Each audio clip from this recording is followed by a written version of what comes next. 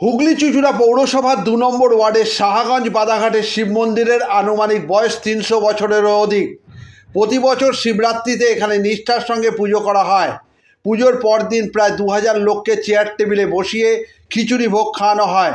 পরে এই পুজো সম্পর্কে জানান মন্দির কমিটির সম্পাদক ও ক্লাবের সম্পাদক। চুঁচুড়া থেকে প্রবীর ঘোষালের রিপোর্ট।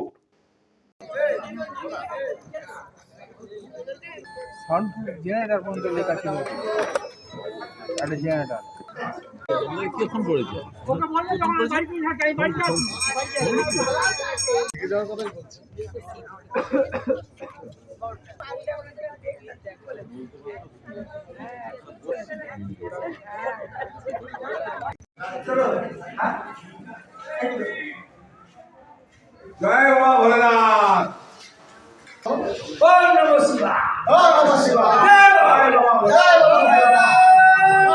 এই জায়গাটা কোথায় অবস্থিত?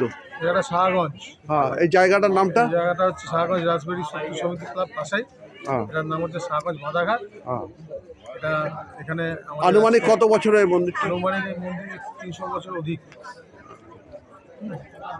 প্রতি বছর নিষ্ঠার সাথে এখানে পুজো হয়। এই বছর এখানে নিষ্ঠার সাথে পুজো করা হয় এবং এই শিবরাত্রি উপলক্ষে এখানে প্রচুর লোক সমাগম হয়, পুজো দেয় এবং এখানে আমরা একটা ভোগ খাওয়ার ব্যবস্থা করি। পাড়া থেকে সবাই মিলে রাজবাড়ি ক্লাব তার সাথে উদ্যোক্তা আছে এবং আমার সাথে যারা রয়েছে বা আশেপাশে যারা আছে সবাই সহযোগিতা করে এবং এটাকে সুষ্ঠুভাবে পরিচালনা করে। আর এই প্রোগ্রামটা মোটামুটি ১০০০ লোক গোবিন্দভোগ চালের খিচুড়ি, চাটনি, পায়েস, তাদের আলুর দম এসব দিতে হবে। ১,৫০০ থেকে ২,০০০ লোক খাবে। আপনার নামটা? আমার নাম দিলীপ দত্ত। আপনি সম্পাদক? আমি সব